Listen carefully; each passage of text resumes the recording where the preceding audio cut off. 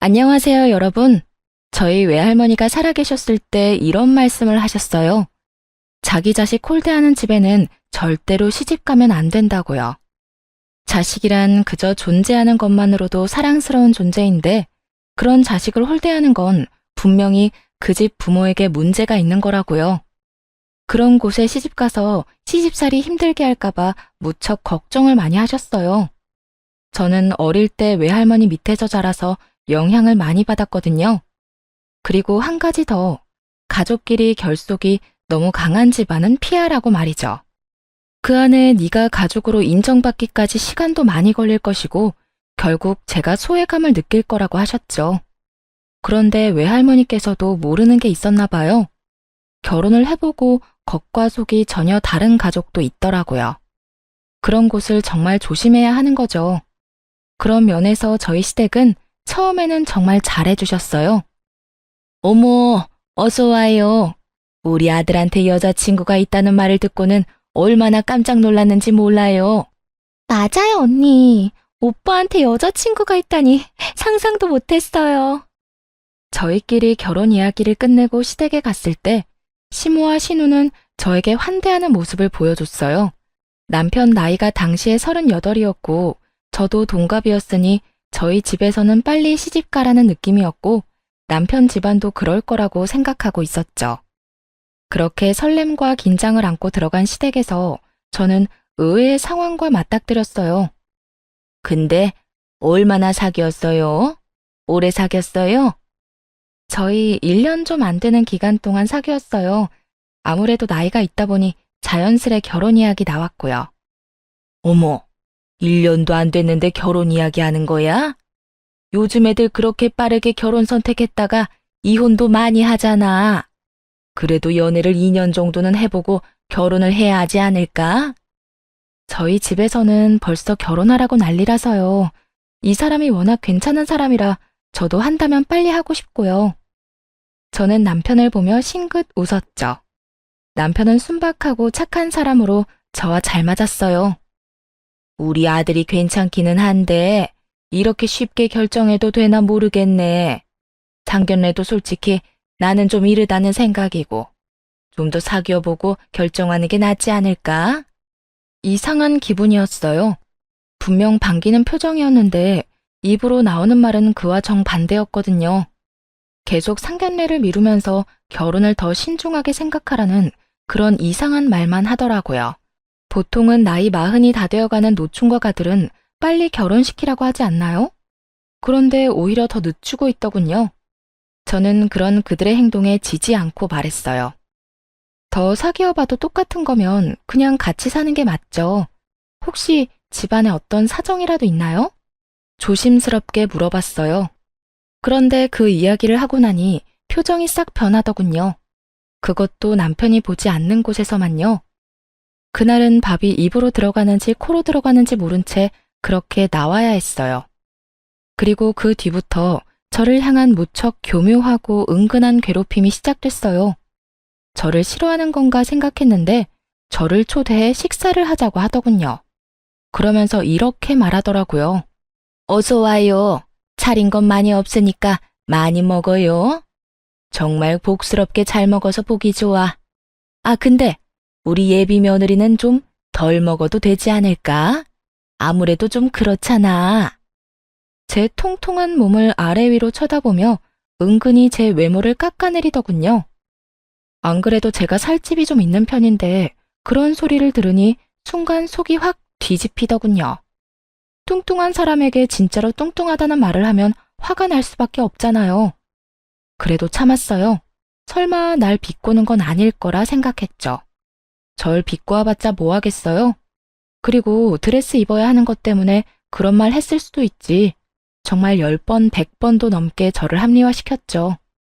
그리고 남편도 저를 위로해줬어요. 그런 말을 시모에게 들을 때마다 남편은 저한테 그랬거든요. 괜찮아. 난 토실토실한 자기를 좋아하는데 그래서 결혼하자고 하는 거잖아. 그러니까 그런 걸로 우울해하지 마. 내 눈에만 예뻐 보이면 되니까. 정말 지금 생각해도 참 사랑꾼인 저희 남편이죠. 그런 남편 아니었으면 진짜 다 때려치우고 싶을 만큼 재수없는 게 시모였죠. 그리고 그런 재수없는 사람이 시모 하나만은 아니었어요. 하루는 제가 화장실에 갔는데 신우와 남편이 대화를 나누는 것 같더라고요. 집에 있는 화장실인데 방음이 잘 안 되는 건지 둘이 화장실과 가까운 곳에 있어서 그런 건지 소리가 들리더라고요. 그런데 신우가 어이없는 소리를 남편에게 하더라고요. 오빠는 저 사람 어디가 좋아서 만나? 예쁘지도 않고 그렇다고 직업이 좋은 것도 아니고. 그리고 우리 엄마한테도 가끔씩 정색하는 거 봤거든? 게다가 나까지 무시하는 시선 보낸다니까? 그것도 오빠 없을 때만. 화장실 안에서 그 이야기 듣는데 누구 이야기인가 싶었어요. 그런 적 없고 그런 짓만 당했는데 제가 대체 누구에게 그런 짓을 했다는 거죠?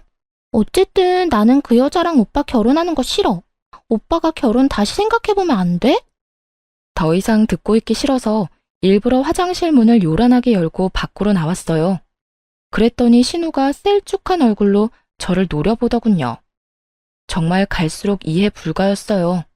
제가 대체 뭘 했길래 이 사람들한테 이런 취급을 받는지 도무지 짐작 가는 일이 아무것도 없었거든요.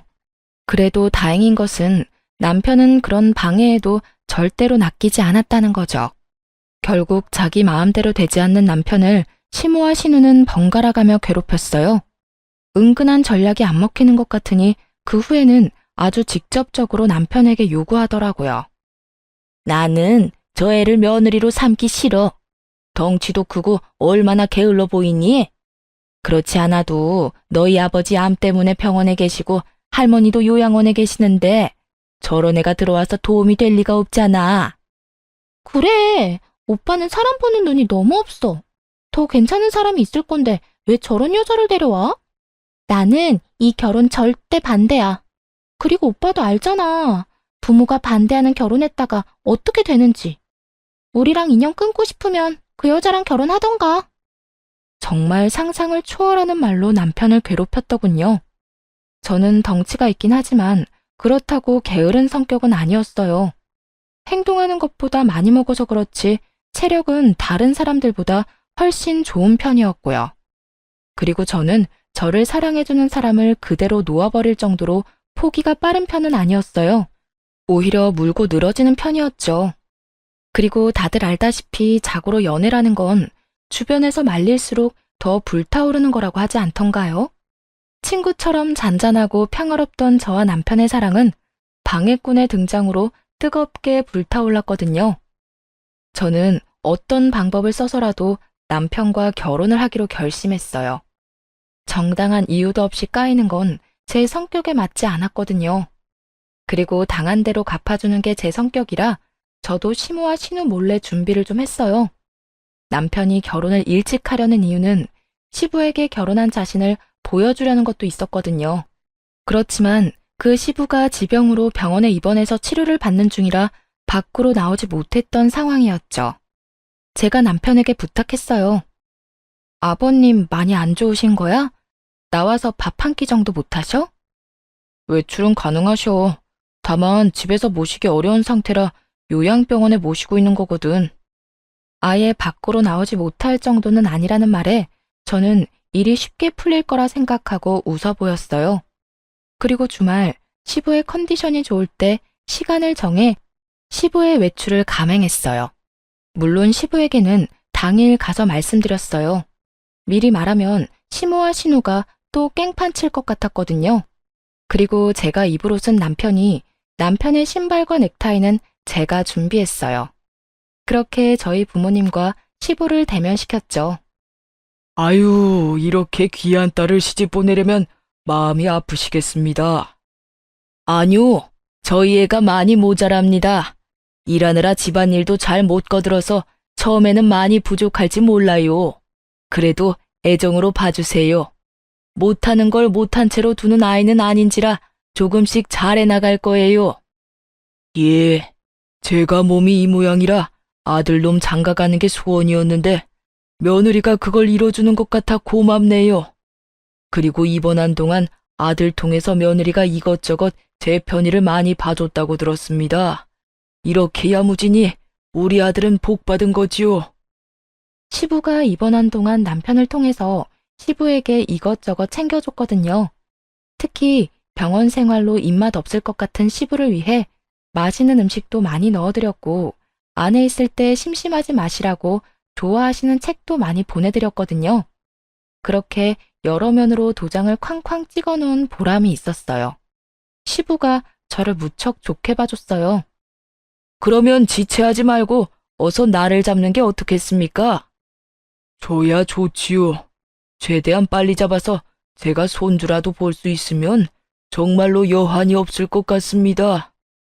결국 제가 원했던 그 말이 시부의 입에서 나왔어요. 시부 덕분에 저희는 결혼 허락을 받았어요. 그리고 날짜 잡는 것까지 이야기하고 소소한 이야기로 분위기가 무르익었는데 그제야 시모와 신우가 뛰어오더군요. 사실 두 사람에게도 상견례 한다고 미리 말해놨거든요. 시부가 온다는 이야기만 쏙 빼놓고 말이죠. 당연히 제가 전화하니 네가 뭔데 멋대로 상견례 날짜 잡냐며 가지 않을 거라고 코웃음 치던 시모였는데 시부가 있다는 걸 남편에게 뒤늦게 듣고 놀라 달려온 거였어요. 이게 뭐 하는 거야? 당황한 시모와 신우를 앞에 두고 시부가 말했어요.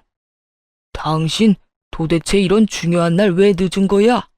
너도 상견례 계속 미룬다는 말은 들었다만 이런 자리에까지 늦어? 여보, 다시 한번 생각해봐요. 당신 아파서 그런 거면 그런 생각 버려요.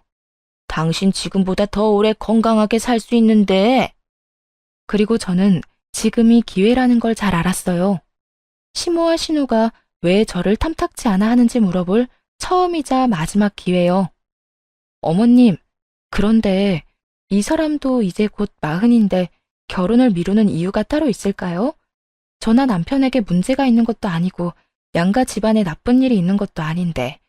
그리고 40이 다 돼가는 저희가 1년 정도 사귀었으면 많이 사귄 거라 생각하는데 정말로 이해가 안 돼서 여쭤보는 거예요. 저희가 왜 이 결혼을 더 끌어야 하는지 저희한테 설명 좀 해주세요. 그래야 저희도 납득하고 그 말에 따르던 말던 하죠. 시모가 또박또박 할 말 하는 저를 살짝 째려보더군요. 저도 엄마 아빠 위세가 있으니 무섭지는 않더라고요. 그리고 무엇보다 시부가 있는 앞이었잖아요. 아들의 결혼을 그 무엇보다 축복하고 좋아해주는 시부가 있는데 제가 뭐가 겁나겠어요? 시부 위세를 등에 업고 물었죠. 그랬더니 시부도 말하더라고요. 그래, 내 며느라가한테 다 들었어. 대체 왜 그런 짓을 했어? 듣고 있으니 내가 기가 막히고 어이가 없어서 언제는 빨리 결혼시키고 싶다며. 나한테 한 말이랑 애들한테 하는 말이 왜 달라? 그러자 시모가 입을 꾹 닫더군요. 뭔가 있는 것 같았지만 말하지 않더라고요. 그게 무슨 이유인지는 모르겠지만 시부에게도 말하지 못할 만큼 비밀스럽고 문제가 되는 것임에는 틀림이 없어 보였죠. 그날을 기점으로 제 안에서 시모는 꿍꿍이가 있는 사람 1위에 올라섰어요. 그렇지만 시부를 끌어들인 보람이 있었는지 결혼은 빠르게 진행됐어요. 조금만 더 늦었으면 다음해 말까지 기다렸어야 할 뻔했거든요. 결혼 과정에서도 여러 가지로 성가시게 하던 시모는 시부의 전화 한 통이면 쪼그라들어서 결혼 준비는 문제없이 해나갔어요. 그렇게 저와 남편은 결혼을 했어요. 그리고 가장 먼저 한 건 남편의 통장 관리였죠. 남편은 매달 50만 원씩 시모에게 용돈을 주고 있었어요. 솔직히 너무 많다 싶었지만 그건 남편이 자기 부모에게 주는 거니 제가 손댈 부분이라고 생각지 않았어요. 게다가 시모도 조모와 시부를 돌보느라 많이 힘든 건 사실이었거든요. 남편에게 듣기로는 조모도 살아계시는데 1급 시력장애와 노환으로 요양원에 계신다고 했거든요. 그러니 시모는 본인의 남편 병간호도 해야 하고 시어머니의 병간호도 해야 하는 상황이었던 거죠. 직장을 다니지는 않지만 힘든 일을 하는 분이니 그 정도 용돈 드리는 건 아깝지 않다고 생각했어요. 그렇게 결혼하고 6년쯤 지났을 때는 서로가 서로에게 어느 정도 익숙해진 상황이었어요. 시모와 신우는 마주칠 때마다 저를 노려보긴 했지만 예전처럼 막무가내로 굴지는 않았어요. 이미 결혼을 했으니 더 이상은 무의미하다고 생각했을지도 모르죠. 그리고 그때쯤에는 남편과 제 사이에 아들이 태어났기 때문에 분위기가 누그러진 거라고 생각했어요. 시모와 신우가 아이에게 뭔가 사주거나 엄청 예뻐하는 건 본 적 없지만요. 제가 그 부분에 대해서 남편에게 엄청 화를 낸 적 있거든요. 그랬더니 남편이 약간 곤란한 표정을 지으며 저한테 그 이유를 명확하게 설명해 주더라고요. 어머니가 우리 아이 안아주지 않아도 너무 마음 쓰지 마. 사실은 어머니가 새어머니거든. 그래도 여태껏 나 키워주셨어. 그러니까 그 부분은 깊게 생각하지 마. 어머니도 핏줄에게 더 마음이 가는 거겠지. 나 키워준 것만으로도 고맙게 생각하고 있어. 그 이상 바라면 욕심이지. 남편의 이야기를 듣고서야 이 사람들이 왜 남편 결혼에 그다지 흥미가 없었는지 조금은 이해할 수 있게 됐죠. 자기 자식이 아니니까 결혼을 늦게 가든 노총각으로 늙어 죽든 상관 안 한 모양이다 싶었어요. 솔직히 애가 생긴 후 제가 애와 떨어질 수 없다 보니 시댁과 만남을 계속 피할 수 있었거든요. 그러다 얼마 전 시모가 외출하려다 계단에서 구르는 바람에 다리뼈가 골절되는 사건이 벌어졌어요. 골절된 뼈가 붙을 때까지 병원에 입원했는데 나올 때 저희가 시댁으로 모셨어요. 그런데 가는 차 안에서 시모가 툭 한마디를 내뱉었어요. 우리 집 말고 너희 집으로 가자. 네? 저희 집이요? 그래. 시어머니가 다쳤는데 너희는 그냥 집에만 내려다주고 갈 생각이었니? 지금 당장 거동도 제대로 못하는데 목발 짚으니 겨드랑이랑 어깨도 너무 아프고 온몸이 별로야. 그러니 너희가 내 수발 좀 들어야겠다. 저는 당황했어요. 이제 막 새돌이 된 아기가 있는 맞벌이 집이었어요. 남편은 야근이 잦았고 저는 퇴근과 함께 육아 시작인 사람이었거든요. 그런 상황에서 시모까지 떠맡으라는 건 너무한 일이었어요. 어머님, 저희 맞벌이에요. 게다가 애까지 키우고 있어서 어머님 수발 드는 게 쉽지는 않을 것 같아요. 아니면 아가씨 댁에 가 계시는 건 어때요? 아가씨는 혼자 사는 데다가 일도 재택근무인 걸로 아는데. 언니, 생각이 있는 사람이에요? 결혼도 안 한 제가 어머니랑 같이 살면 어떤 인간이 나랑 연애하고 싶겠어요. 나 평생 노처녀로 늙어 죽게 만들려고 작정했어요. 그리고 이런 일에 맨입으로 해달라는 것 자체가 좀 경우 없는 일 아닌가요? 어머님이 평생 아프실 건 아니잖아요.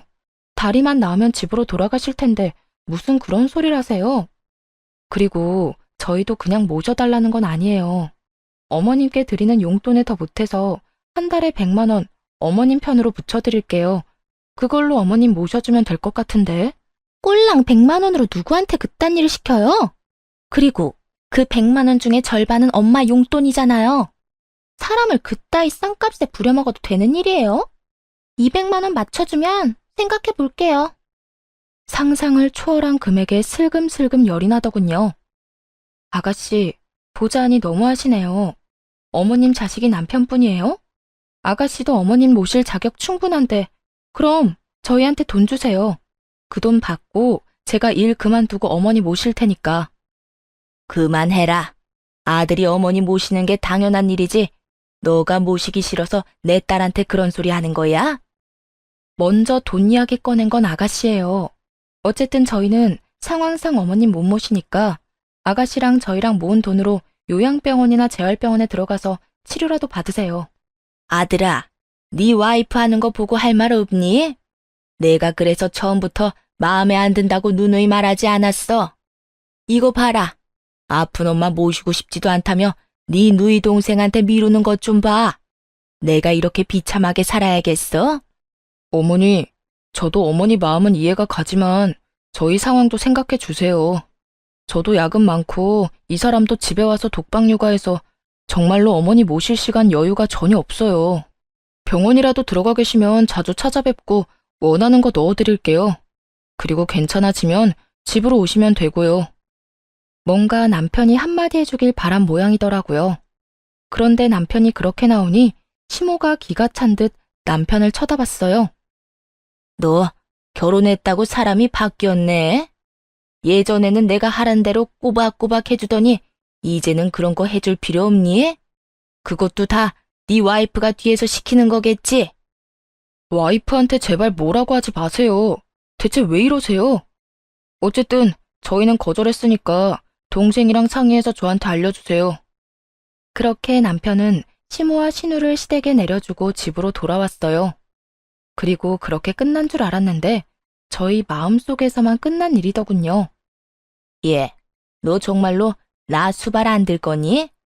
이래서 키워준 은혜도 모른다는 말이 나오는 거야. 내가 너한테 얼마나 신경을 썼는데 지금 와서 나한테 이딴 취급을 받게 해? 오빠, 진짜 너무해. 어떻게 나한테 엄마를 맡으라고 할 수 있어? 오빠가 인간이야? 두 사람이 교대로 남편을 끊임없이 괴롭혔어요. 아주 거머리가 따로 없을 정도였죠. 시모는 전화통화로, 신우는 찾아와서 남편을 괴롭혀댔어요. 그렇잖아도 살이 안 찌는 사람이 피로로 늙어가기까지 하니 저도 이제는 못 참겠더군요. 시모와 신우에게 한마디씩 하려다가 남편 말이 생각나서 그것도 못할 짓이더라고요. 자기 키워준 어머니라며 이해해달라는 그날의 남편 목소리가 제 머릿속을 떠나지 않았거든요. 결국 저는 시모를 저희 집으로 데려오도록 했어요. 다만 딱 두 달만 봐주기로 약속을 했고요. 신우에게 돈도 받아내고 싶었는데 신우가 제대로 된 일도 안 하고 다니니 어쩔 수 없이 아무것도 받지 않고 시모를 봐주기로 했어요. 그런데 온 첫날부터 저에게는 지옥과 다름없었어요. 아침에 출근할 때 점심 식사도 다 해놔야 되는 거 아니니? 반찬이 빈약해서 뼈가 낫겠어? 네 자식이 아팠어도 일이 성의 없이 했을까? 저녁밥이 느끼해서 그런지 상큼한 과일이 먹고 싶구나. 냉장고에 들어있던 건 신선하지 않으니까 나가서 좀 사와. 복숭아나 메론 같은 걸로. 시모는 정말 진상 중에서도 상진상이었어요. 집에 없는 와중에도 전화를 해서 저에게 끊임없이 무언가를 요구했고 집에 와서는 남편이 돌아올 때까지 애를 볼 시간도 없이 휘둘렸어요. 정말 온갖 트집을 다 잡더군요. 그렇게 2주의 시간이 흘렀어요. 그런데 그 2주 동안 시모는 한 번도 시부나 조모에 대한 이야기를 묻지 않더군요. 시모가 시부의 병간호를 책임지고 있었다는 건 알고 있었거든요. 그런데 시모도 시부도 서로에게 연락을 하지 않는 걸 보고 의아한 기분이 들더군요. 따로 남편에게 말해서 함께 시부의 병원으로 향하기로 했어요. 조모가 있는 요양원은 그리 멀지 않았기에 거기부터 들리기로 했어요. 저희는 한 달에 한 번씩 꼬박꼬박 조모 병원을 찾았거든요. 그런데 이번에는 시모 문제에 여러 가지 문제가 겹쳐서 지난달에는 방문을 못한 상태였어요. 그런데 간호사가 저희한테 이상한 말로 인사를 전하더군요. 어머, 얼굴 잊어버리겠어요. 사실은 어르신도 보호자분들 오시길 엄청 기다렸거든요. 그래요? 저희 주 보호자는 저희 어머니인데 언제 오고 안 오셨는지 알 수 있나요? 잠깐 차트 볼게요. 그러면서 컴퓨터를 훑는 간호사의 시간이 점점 길어졌어요. 드디어 찾았는지 밝은 얼굴로 제게 말해줬어요. 6개월 전에 한 번 오신 거로 되어 있네요. 어머님이 오셨다고 차트에 적혀 있어요. 저희도 한 달에 한 번씩은 오는데 시모가 6개월 동안 안 온 걸 보니 뭔가 이상하다 싶었어요. 그러고 보니 저희가 수발 들고 있는 와중에도 조모와 시부를 신경 쓰는 걸 한 번도 못 봤거든요. 이상한 일 투성이었지만 면회 중에 그 생각만 할 수도 없으니 얼른 시조모를 찾아뵙고 인사를 드렸어요. 할머니, 저희 왔어요. 아이고, 그래. 우리 새끼 왔니? 네, 지난달에는 죄송해요. 어머니도 다치시는 바람에 경황이 없었거든요. 밖에서 사온 음료를 옆 침대분들에게도 챙겨주고 조모를 휠체어에 태워 요양원 내의 조용한 곳으로 갔어요. 시모는 눈이 잘 보이지 않는 만큼 청력이 예민하셔서 갑자기 고함을 질러대는 치매 노인과 같이 있는 걸 싫어하셨거든요. 우리 손자, 손 좀 잡아보자. 눈이 잘 안 보이는 시조모께서 남편의 손과 팔, 얼굴을 더듬거렸어요. 너 혹시 살 빠졌니? 건강 챙겨야 한다. 너는 어릴 때부터 몸이 허약해서. 그러더니 손자 손을 꼭 잡고는 머뭇머뭇 한마디를 꺼내셨어요. 너 혹시 너희 엄마 때문에 힘든 건 아니지? 남편이 아무 대답하지 않자 조모가 남편 손을 더 꼭 잡았어요. 내가 더 건강하게 오래 살았어야 했어. 이런 곳에 들어오지 말고. 너 혹시 네 새엄마가 너 버리려고 한 건 기억하니? 순간 저도 남편도 흠칫 굳었죠. 설마 이런 내용을 말해줄 거라고는 생각도 못했거든요.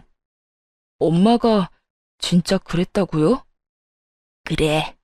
그 뒤로도 너 키우기 싫다고 나 찾아와서 하소연하는 거 내가 따끔하게 일러보냈다. 그런데 이상하지? 너 다 크고 나니까 그런 말이 없어. 너 성인 될 때까지 주구장창 와서 네 욕만 하던 년이. 남편은 자신을 길러준 새엄마에 대해 항상 고마운 마음을 가지고 있었어요. 그건 옆에서 봐온 제 눈에도 그렇게 보였거든요. 그런데 그 모든 게 가식이었고 남편이 미성년자 시절 내내 그렇게 생각했다는 거잖아요. 그런데 왜 성인이 되고 나서는 그런 말이 없었나 의아했어요. 성인이 된 후에도 남편은 시댁에서 함께 살고 있었거든요. 분명 얼굴 마주치는 건 똑같은데 성인이 되기 전과 된 후의 모습이 달랐을까요? 남편은 골똘히 뭔가를 생각하고 또 생각하는 모습이었어요. 저도 조모 말에 충격을 받기는 했지만 그래도 저까지 흔들려서는 안 된다고 생각했어요. 그리고 당사자가 아니었으니 남편보다는 충격을 덜 받을 수밖에 없잖아요.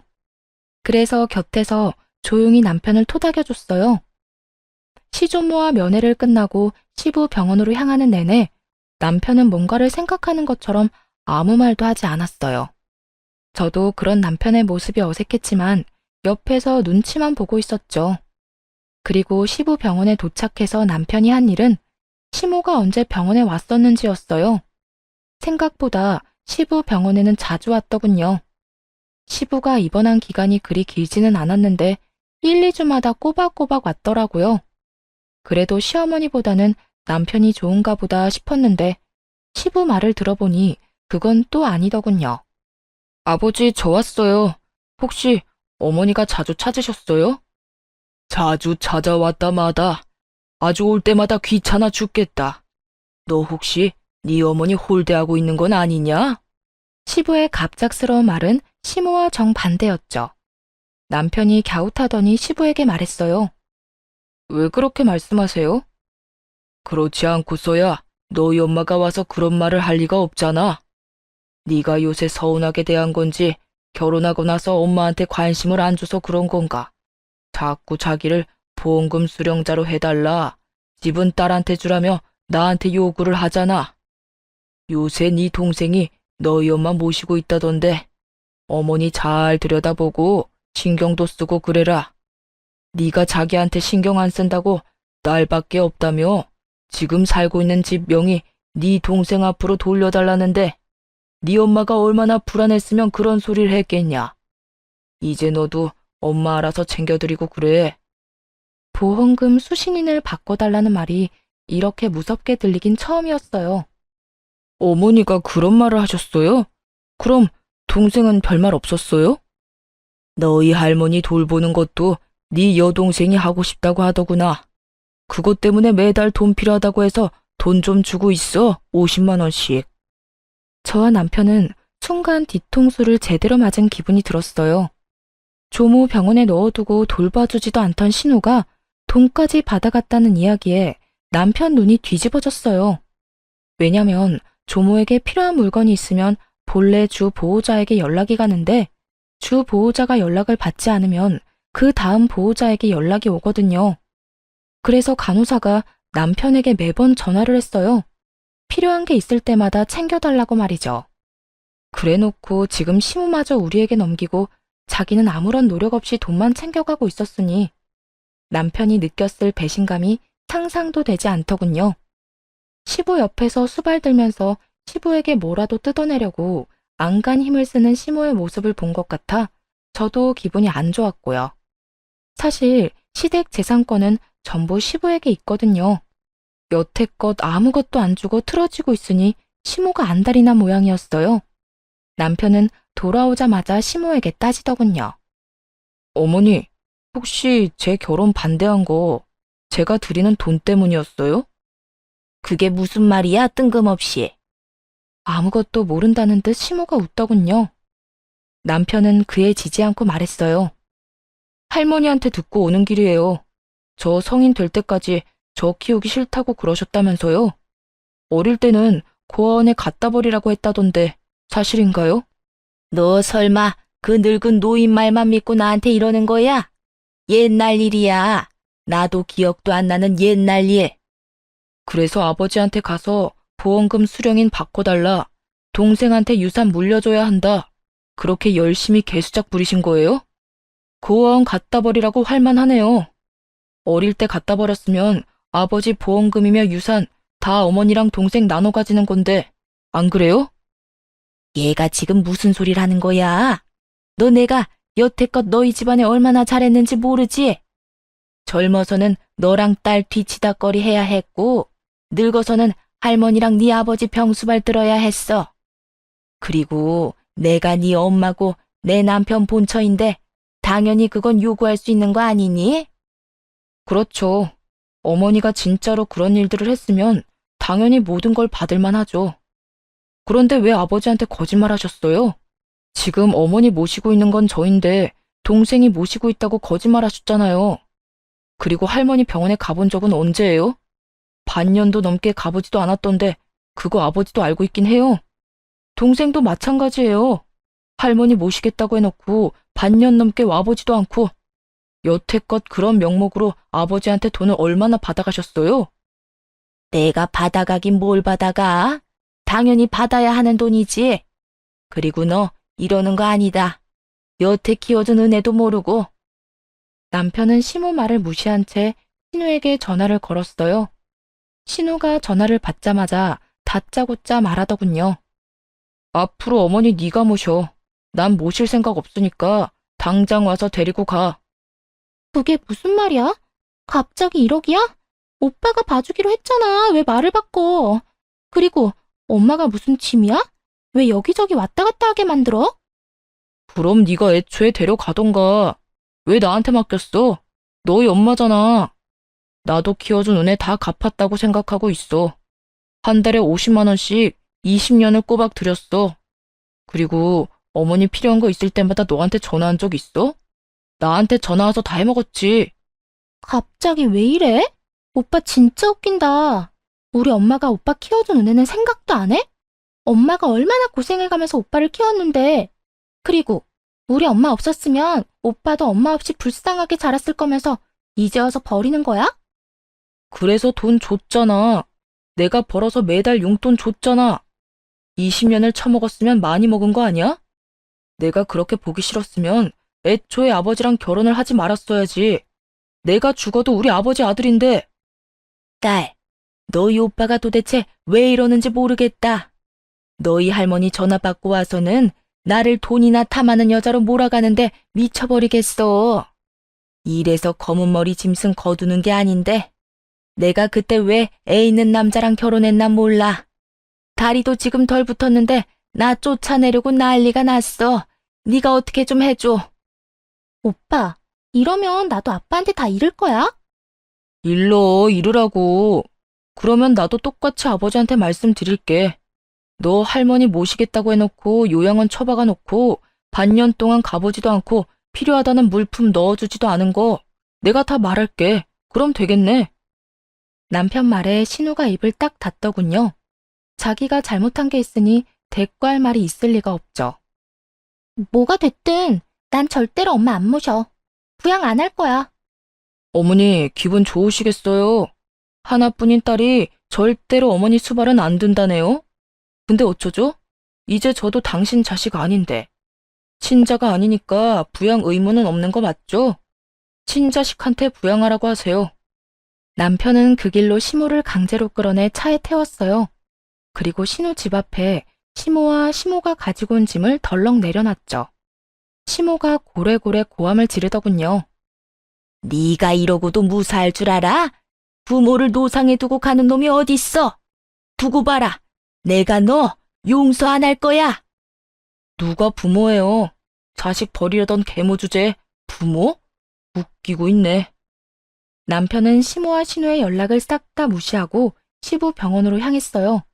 그리고 병원에 입원한 시부에게 다 이야기했어요. 시부가 그간의 이야기를 듣고는 충격을 받아 시모를 불러냈어요. 시모는 억울한 표정 한껏 지으며 신우와 들어오더군요.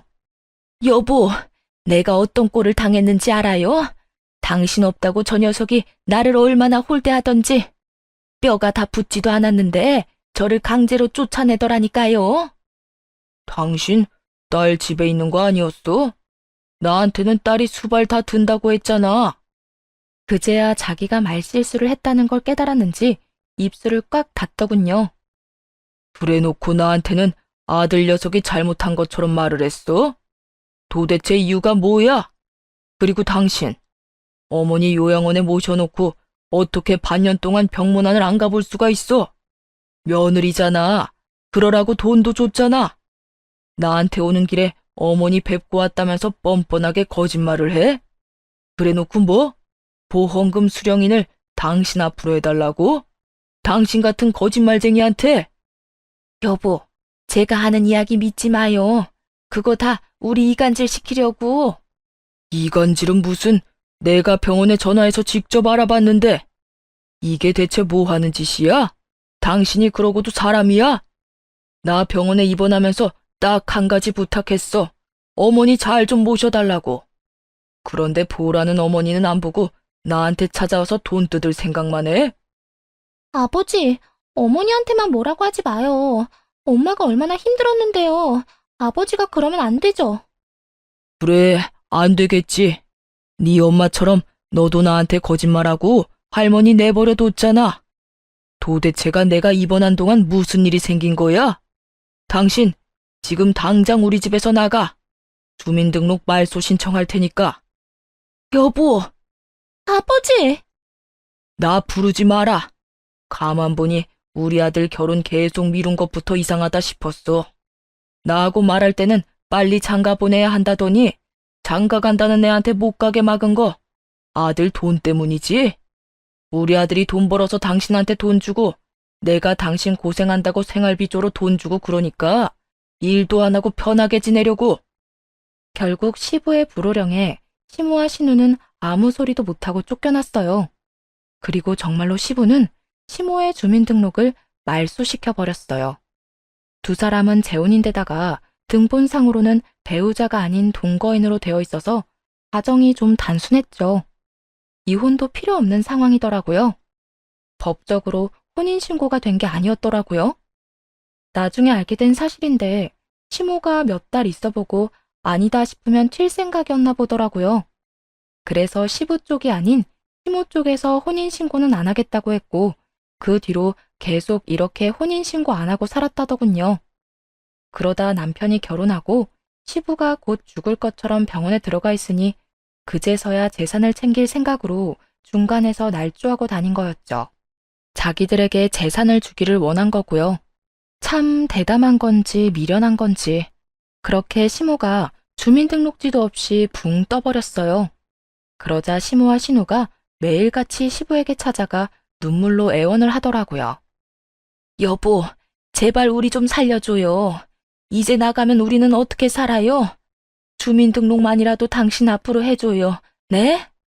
잘못을 빌지 않고 자기 불쌍한 것만 내세운 꼴을 보니 아직도 정신 못 차렸다 싶었죠. 내가 미쳤어? 여태껏 우리 집 재산 갉아먹고 있던 인간들한테 내가 왜 그런 행동을 해? 내가 당신한테 여태 못한 게 뭐가 있어? 그런데 내 아들을 불효자로 몰아서 나랑 이간질을 시키려고 했어? 그러고 나서는 내 재산 다 당신 딸이랑 나눠 가질 생각이었냐고? 그런 게 아니라고 했잖아요.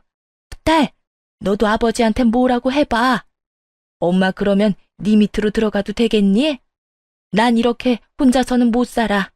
넌 진짜 내 딸이잖니. 그렇게 엄마를 소중히 생각하던 신우도 수발 들라는 말 앞에서는 신중해지더군요. 신우 대답이 웃겼어요. 엄마, 딸한테 기생충처럼 들러붙을 거야? 결혼도 안 했는데? 아빠, 그리고 나 이제부터 할머니 요양원에 자주 갈 거예요. 그러니까 제발 저는 내치지 마세요. 네? 엄마는 남이지만 저는 아빠 핏줄이잖아요.